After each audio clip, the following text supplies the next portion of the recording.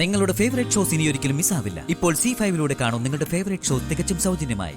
കുടുംബത്തോട് അഗാധമായ അർപ്പണബോധമുള്ള ചാരുമതിയുടെ സ്വപ്നത്തിൽ ഒരിക്കൽ ലക്ഷ്മി ദേവി പ്രത്യക്ഷപ്പെട്ടു. എന്നിട്ട് ദേവി അവളോട് അരുളി ചെയ്തു, ചാരുമതിയുടെ കുടുംബത്തിന്റെ ക്ഷേമത്തിനും ഐശ്വര്യത്തിനും വേണ്ടി ദേവിയുടെ അനുഗ്രഹം സിദ്ധിക്കാനായി ഒരു പ്രത്യേക പൂജ നടത്തണമെന്ന്.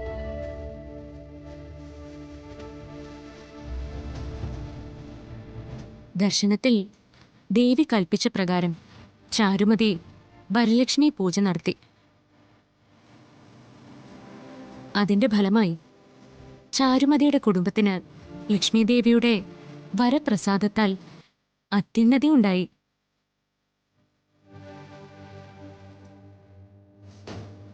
അന്ന് ചാരുമതി നടത്തിയ വരലക്ഷ്മി പൂജ പിന്നീട് മറ്റ് സ്ത്രീകളും ഏറ്റെടുത്തു. പുരാണത്തെക്കുറിച്ചും ഐതിഹ്യത്തെക്കുറിച്ചും എന്ത് ചോദിച്ചാലും അതിനപ്പം മറുപടി ഉണ്ടാവും പാർവതിക്ക്. ഇതൊക്കെ മുത്തശ്ശൻ പകർന്നു തന്ന അറിവുകളാ.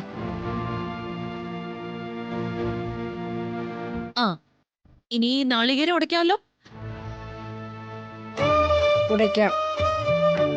കുടുംബനാഥൻ എന്ന നിലയിൽ വിശാലാണ് നാളികേരം ഉടയ്ക്കേണ്ടത്. വിശാൽ അത് ഉടച്ചോളൂ. നാളികേരം ഉടയ്ക്കാൻ വെട്ടുകത്തി വേണ്ടേ? ഇവിടെ അത് കാണുന്നില്ലല്ലോ. അയ്യോ, വെട്ടുകത്തി മുകളിലത്തെ ബാൽക്കണിയിലാ. ബാൽക്കണിയിലോ? അതെന്തിനാ അവിടെ കൊണ്ടുവച്ചത്? അതോ, അത് അവിടെ ഒരു മരത്തിന്റെ ചില്ല ടെറസിലേക്ക് ചാഞ്ഞു നിൽക്കായിരുന്നു. ഞാനത് വെട്ടിക്കളയാനായിട്ട് എടുത്തിട്ട് പോയതാ. പിന്നെ അത് ഇങ്ങോട്ട് തിരികെ എടുക്കാൻ മറന്നു വിശാൽ സർ. ഞാൻ ദേ ഇപ്പൊ പോയി എടുത്തിട്ട് വരാം. നീ ഇവിടെ നിൽക്ക്, ഞാൻ പോയി എടുത്തിട്ട് വരാം. വേണ്ട വിശാൽ സർ, ഇവിടെ നിന്നോ, ഞാൻ എടുത്തിട്ട് വരാം.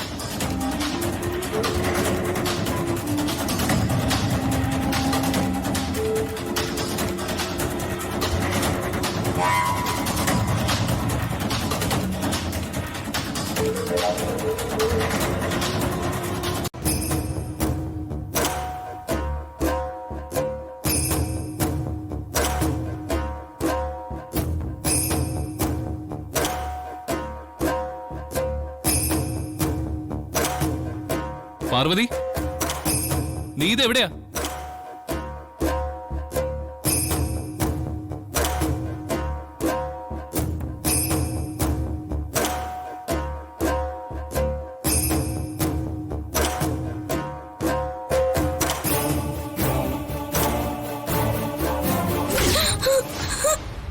ഏയ്,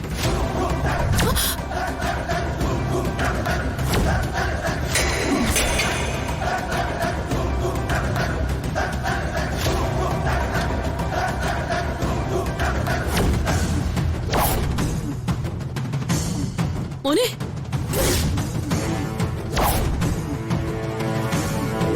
നിന്റെ ഭർത്താവിനെ നീ തന്നെ കൊല്ലും. അയ്യോ വിശാൽ സർ, വിശാൽ സർ.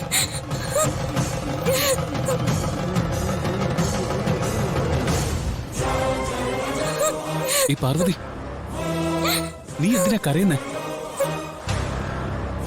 അതിന് എനിക്കൊന്നും പറ്റിയില്ലല്ലോ. പാർവതി, നിന്റെ കണ്ണെന്താ മാനത്തായിരുന്നോ? ഇപ്പൊ ആ കത്തി വിശാലിന്റെ കഴുത്തിലാണ് വീണിരുന്നെങ്കിൽ എന്തായിരുന്നു അവസ്ഥ?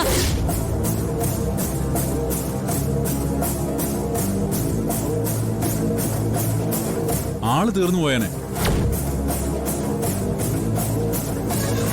നീ കുറച്ചുകൂടെ ശ്രദ്ധിക്കണ്ടേ മോളെ? ശേഖരൻ തക്ക സമയത്ത് തള്ളി മാറ്റിയതുകൊണ്ട് അവൻ രക്ഷപ്പെട്ടു. കണ്ണു കാണാത്ത ഇയാളെങ്ങനെ വിശാലിനെ രക്ഷപ്പെടുത്തി? ഇത് ഒത്തിരി പ്രസാദം ഉണ്ടല്ലോ. ഇത് ദേവിയുടെ തിരുക്കല്യാണത്തിന്റെ പ്രസാദം. ഈ പ്രസാദമേ കന്യകമാർക്ക് കൊടുത്ത വിവാഹം പെട്ടെന്ന് നടക്കുമെന്ന വിശ്വാസം. വിവാഹം കഴിക്കാത്ത കന്യകമാർ ഈ വീട്ടിലുണ്ടല്ലോ. അതുകൊണ്ടാ ഞാൻ ഈ പ്രസാദം ഇന്ന് വാങ്ങിക്കൊണ്ട് പോകുന്നത്. ഓഹോ, ഈ പ്രസാദം കഴിച്ചാ കന്യകമാരുടെ വിവാഹം നടക്കുമല്ലേ? അതാ വിശ്വാസം. ആഹാ, എങ്കിൽ ഈ പ്രസാദം എനിക്കും വേണം. എന്റെ വിവാഹം പെട്ടെന്ന് നടക്കണമെന്ന് എനിക്ക് ആഗ്രഹമുണ്ട്. നീ അതിങ്ങ് തന്നെ പാർവതി.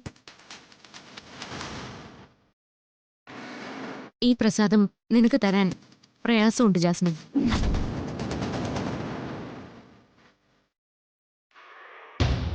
അതെന്താ പാർവതി, ഈ പ്രസാദം ജാസ്മിന് കൊടുത്താല്? ഇവളും കന്യകയല്ലേ?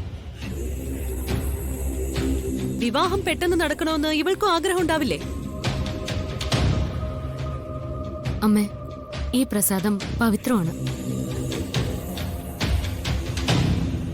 ഇത് സ്വീകരിക്കാൻ യോഗ്യതയുള്ള ആൾക്ക് മാത്രമേ ഈ തിരുക്കല്യാണത്തിന്റെ പ്രസാദം കൊടുക്കാൻ പാടുള്ളൂ.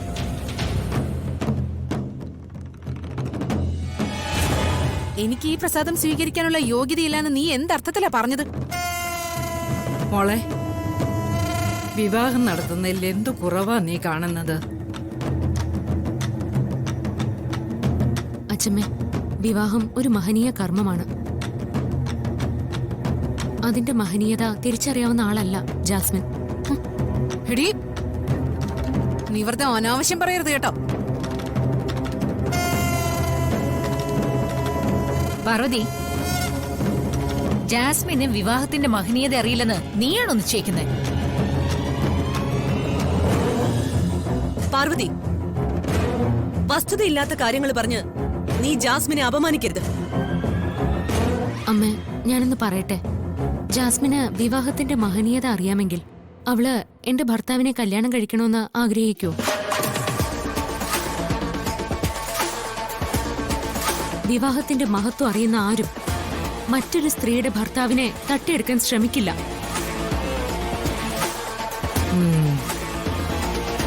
മാത്രമല്ല, ഈ പ്രസാദം ജാസ്മിന് കൊടുത്തിട്ടും കാര്യമൊന്നുമില്ല. ഇവൾക്കേ വിവാഹയോഗമില്ല.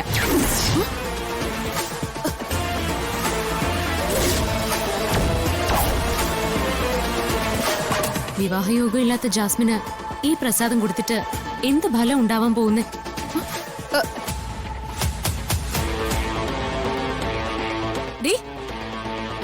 എനിക്ക് വിവാഹയോഗം ഇല്ലെന്നല്ലേ? എനിക്ക് വിവാഹയോഗം ഇല്ലെന്ന് പറയാൻ നീ ആരടി? നീ ആരാന്ന്? ജാസ്മിൻ, വേണ്ട, വെറുതെ ഒരു കയ്യാങ്കളിക്ക് നിൽക്കണ്ട. പിന്നെ പിന്നെ ഞാൻ എന്ത് വേണം?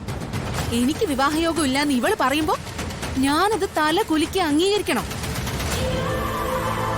ഡൗൺലോഡ് ചെയ്യൂ C5 ആപ്പ്. കാണൂ എല്ലാ എപ്പിസോഡുകളും സൗജന്യമായി.